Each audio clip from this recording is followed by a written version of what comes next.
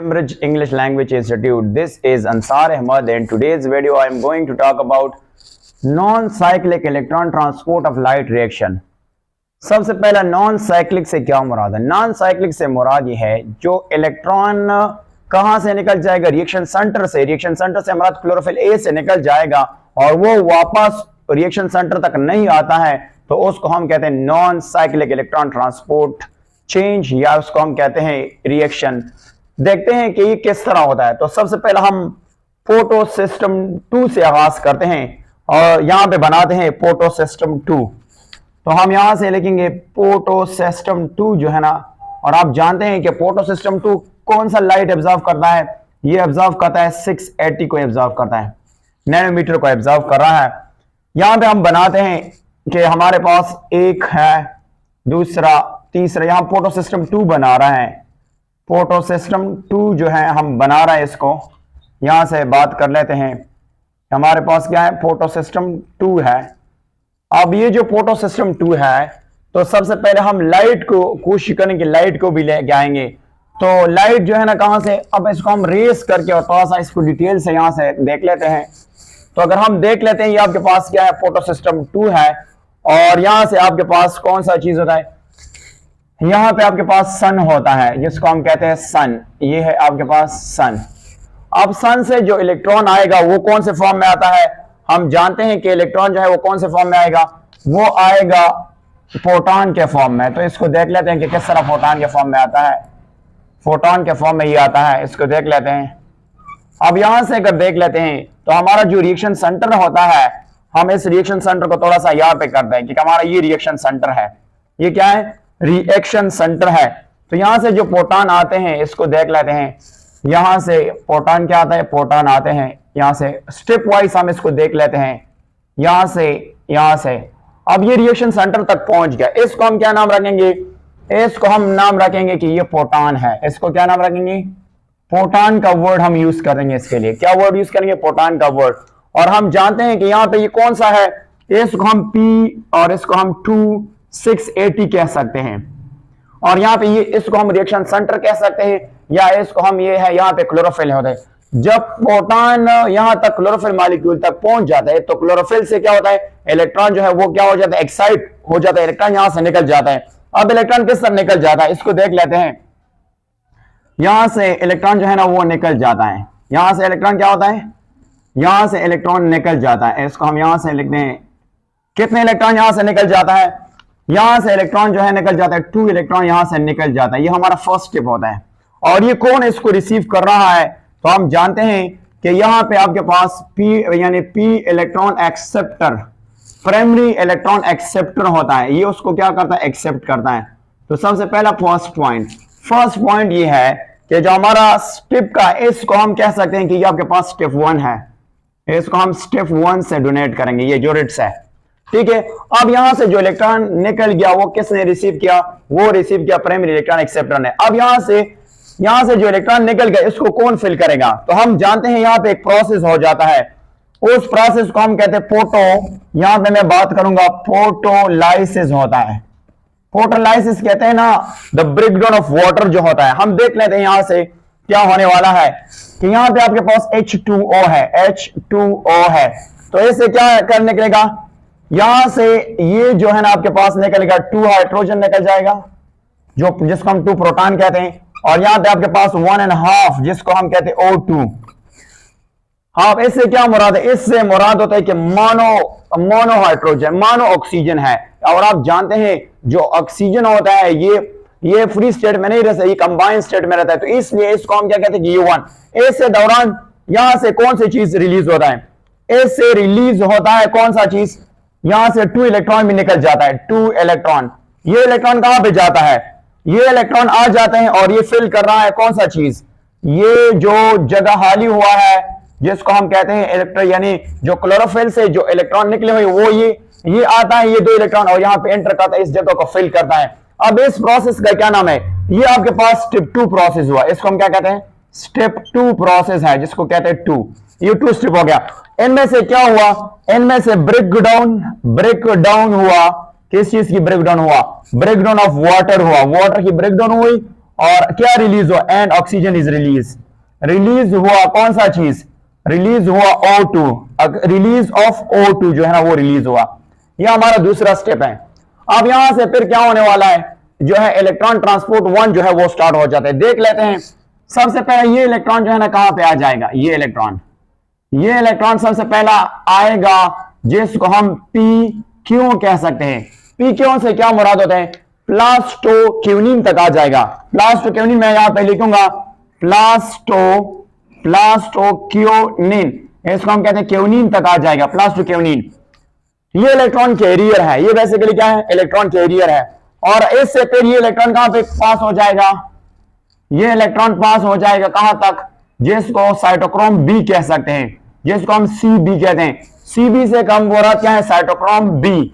यहां से साइटोक्रोम जो है ना क्रोम बी यहां से, और फिर से ये इलेक्ट्रॉन कहां पे ट्रांसफर हो जाता है, ये इलेक्ट्रॉन ट्रांसफर हो जाता है कहां तक, अगर हम देख लेते हैं तो ये इलेक्ट्रॉन ट्रांसफर होता है जिसको CF कहते हैं। और CF का मतलब क्या होता है, साइटोक्रोम F की तरफ जाता है, साइटोक्रोम F जिसको हम कहते हैं CF स्टैंड फॉर साइटोक्रोम, जिसको हम कहते हैं साइटोक्रोम F कह सकते हैं। अच्छा, इन दोनों के बजाय अगर आप इन दो स्टेप को खत्म करना चाहते हैं तो आप इन दोनों को B और F के बजाय आप लिख देंगे साइटोक्रोम कॉम्प्लेक्स भी लिख सकते हैं। इन दोनों का मुराद क्या होता है, इन दोनों से मुराद होता है साइटोक्रोम कॉम्प्लेक्स। इसको हम क्या कहते हैं, साइटोक्रोम, और इसको हम कहते हैं कॉम्प्लेक्स भी कहते हैं, कॉम्प्लेक्स। इसके हम वर्ड यूज करते हैं साइटोक्रोम कॉम्प्लेक्स भी यूज करते हैं। अब यहां से एक प्रोसेस होने वाला है। देखो, अगर यहां से आपके पास तीसरा स्टेप का आगाज हो जाता है, इसको हम क्या नाम रखेंगे, इलेक्ट्रॉन ट्रांसपोर्ट चेंज 1 कह सकते हैं। और ये आपके पास कौन सा स्टेप होगा, इसको हम स्टेप 3 कह सकते हैं। ये आपके पास है स्टेप 3 हो गया। अब यहां से देख लेते हैं कि देखो कि यहां से ये जो है ना, ये यहां से अगर ये बनना है तो यहां से ATP फॉर्मेशन होता है, ADP के साथ क्या मिल जाता है, PI मिल जाता है, और इससे क्या बन जाता है, ऐसे ATP बन जाता है, ATP। अब ये जो ATP बन गया तो इस ATP बनने वाले प्रोसेस का क्या नाम रखेंगे, यहां पे इसका नाम रखेंगे नॉन, और इसको हम कहते हैं non cyclic photo that is called phosphorylation, इसको कहते हैं, क्या कहते हैं, लेशन कहते हैं। और अब इस प्रोसेस से क्या मुराद होता है, photo mean light, phosphorylation means the formation of ATP। सो अब ये जो ATP बन गया, ये कौन से प्रोसेस में बन गया, ये प्रोसेस में बन गया जिसको हम कहते हैं नॉन साइक्लिक पोटोफॉस्फोराइलेशन भी कह सकते हैं। अच्छा, यहां पे एक और स्टेप हम डिस्कस करते हैं। मैं थोड़ा सा यहां पे आपको समझाने की कोशिश करता हूं, ये वाला मैं रेस्ट करता हूं। देखो, यहां से ये जो अब CF आगे जाएगा, अब थोड़ा सा वेट करके हमें डिटेल से, यहां से एक और प्रॉब्लम जो है वो बन जाता है। यहां से प्रोसेस ये है कि यहां पे जो इलेक्ट्रॉन है, यहां पे इलेक्ट्रॉन फ्लो हो रहा है, इलेक्ट्रॉन फ्लो हो रहा है, प्रोवाइड्स करता है कौन सा चीज, एनर्जी को।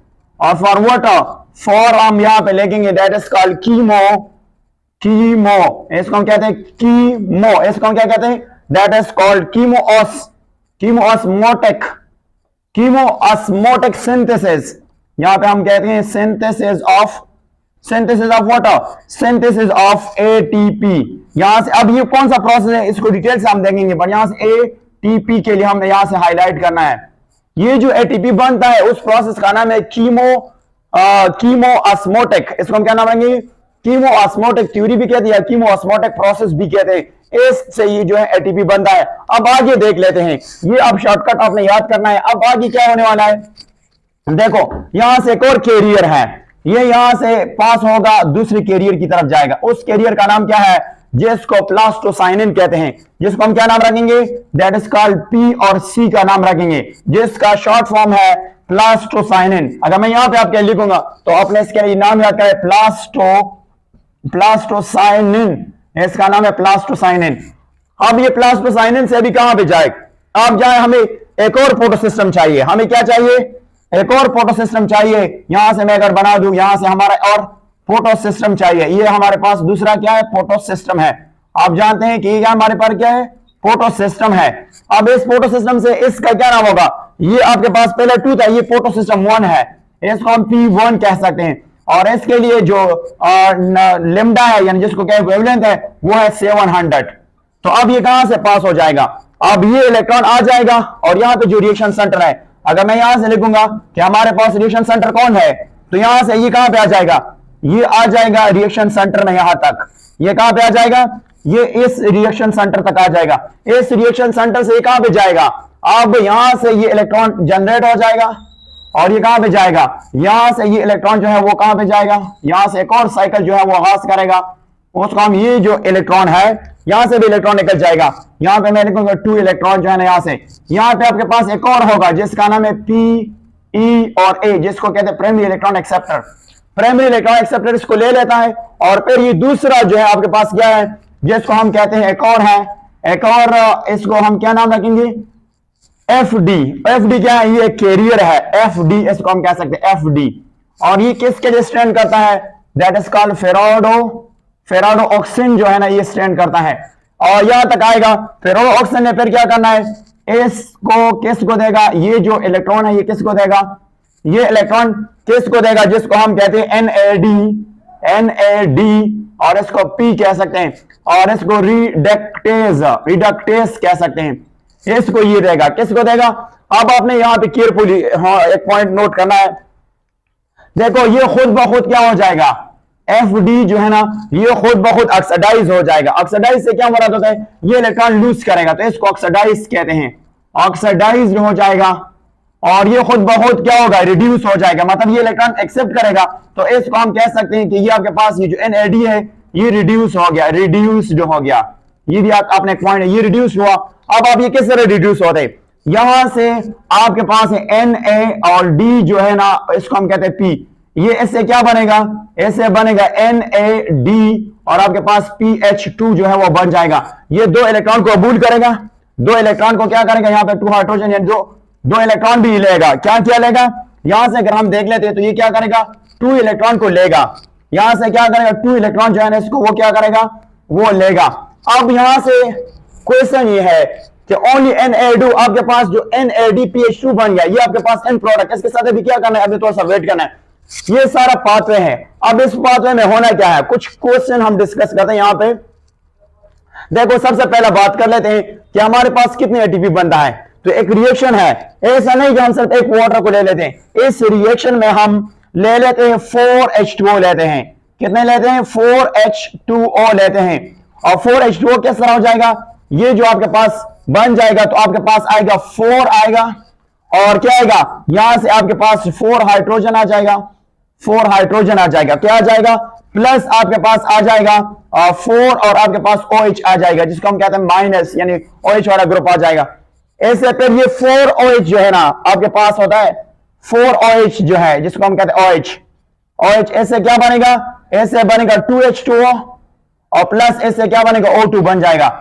अब यहां से हमने कितने वाटर की मॉलिक्यूल ले ली, 4, तो हम यहां पे एक मॉलिक्यूल लिया है, तो ऐसे मुराद ये कि ये साइकिल 4 दफा रिसाइकिल होगा, ये 4 दफा ये साइकिल होने वाला है। और आपने ये पॉइंट भी याद करना है कि देखो बच्चे जो पूरा लाइट रिएक्शन है, लाइट रिएक्शन की अगर हम बात करेंगे, लाइट रिएक्शन की बात करेंगे, इनमें से टोटल ATP बनता है वो है 18 ATP बनता है, इनमें से 2 ATP जो है ना 2 ATP ये साइक्लिक में बनता है, cyclic electron transport chain, cyclic electron transport chain में बनता है। बाकी 16 जो है ये कहां पे बनता है, ये बनता है नॉन साइक्लिक में, नॉन साइक्लिक। इसको हम देखते हैं कि किस तरह ये 16 पूरा करते हैं, तो चलो इसको पूरा करने की कोशिश करते हैं।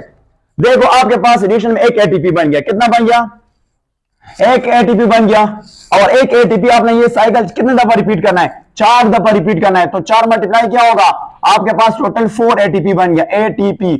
अच्छा 4 ATP तो ये हो गया। अब दूसरा बात क्या है कि आप जानते हैं कि 1 NAD किसके बराबर है, वो 3 ATP के बराबर है, 3 ATP के बराबर है। आप ये भी जानते हैं कि FAD is equal to what, वो 2 ATP के बराबर होता है, ठीक है। तो अब यहां से कितने हो गए कि 4 दफा, अब आपके पास क्या है 4, तो ये बन गया है। अब यहां पे काउंटिंग कर लेते हैं, देखो आपके पास है 4 दफा NAD है, तो 4 को 3 से मल्टीप्लाई करें, आपके पास आएगा 12 ATP आएगा, ATP आएगा। ये अगर आप NAD एक NAD3 देता है, तो ये साइकिल आपने 4 दफा रिपीट करना है, 4 3 12 आ जाता है, तो 12 आपके पास ATP हो गई और 4 आपके पास ये, तो ये आपके पास कितने बन गए, ये आपके पास ओवरऑल बनता है 16 ATP बनता है, ATP जो है ना वो बनता है, और 2 जो है वो साइक्लिंग में बनता है, टोटल जो है ना इसमें क्या बनता है, टोटल इस रिएक्शन में बनता है 18 ATP जो है वो बनता है। अब आपके पास एंड प्रोडक्ट क्या बन गया, एंड प्रोडक्ट को देख लेते हैं। देखो आपके पास एंड प्रोडक्ट है ATP और प्लस आपके पास है NADPH2 जो है ना, ये आपके पास कहां पे है, ये अभी आपके पास है ग्रेना में है, ग्रेनम जिसको कहते हैं ग्रेना, ये कहां पे है, ग्रेना है, और ये ग्रेना से अभी कहां पे जाएगा, ये ग्रेना से जाएगा कहां पे, स्ट्रोमा की तरफ जाएगा, और स्ट्रोमा आप जानते हैं स्ट्रोमा में कौन सा रिएक्शन होगा, डार्क रिएक्शन होगा, या इसको केल्विन साइकिल या केल्विन रिएक्शन भी कह सकते हैं।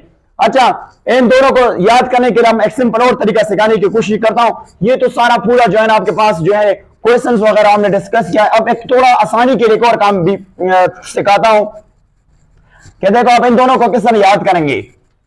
तो आपने सबसे पहले एक और काम करना है कि यहां पे आपने लिखना है कि एक आपके पास ही कौन सा रिएक्शन होगा, यहां से मैं लिखता हूं कि ये लाइट रिएक्शन है, इसको मैं कहता हूं लाइट रिएक्शन है, इसको कहते हैं लाइट रिएक्शन।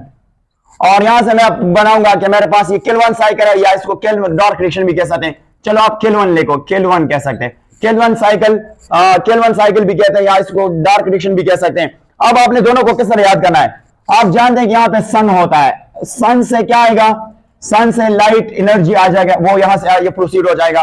और आप ये जानते हैं कि लाइट रिएक्शन में क्या होने वाला है, लाइट रिएक्शन में यहां से H2O की ब्रेकडाउन होने वाला है, और यहां से आपके पास क्या बनेगा, O2 बनेगा। एक तो ये आपने याद करना है। दूसरा आप जानते हैं कि यहां पे आपके पास है कार्बन डाइऑक्साइड की फिक्सेशन होंगी, और ऐसे क्या बनेगा, ऐसे आपके पास C6H12O6 बन जाएगा। अब ए से, और ये आप जानते हैं कि इसके एंड प्रोडक्ट वो इनमें से चले जाएगा, और जो है वो जो साइकिल है वो स्टार्ट हो जाएगा। इस तरह हम इसके कहते हैं कि इंटर कन्वर्टेबल है। तो आप इसको किस सकते याद करते हैं, आप इसको इस तरह एक साइकिल भी बना सकते हैं, इस तरह यहां से आपके पास एक साइकिल के थ्रू भी आ जाएगा। ये आपके पास पूरा समरी ऑफ द रिएक्शन है कि लाइट रिएक्शन में क्या होता है, H2O की ब्रेकडाउन होती है, O2 बनता है, डार्क रिएक्शन में CO को फिक्स किया जाता है, ग्लूकोज बनता है। अच्छा, अगर आपके जहन में कोई भी क्वेश्चन हो तो आप ओपनली जो है कमेंट बॉक्स में लिख सकते हैं। अगर वीडियो पसंद आए तो आपने हमारे चैनल को जितना आप सपोर्ट देंगे हम उतना जो है एडवांस वीडियो बना के अपलोड करेंगे। That's and.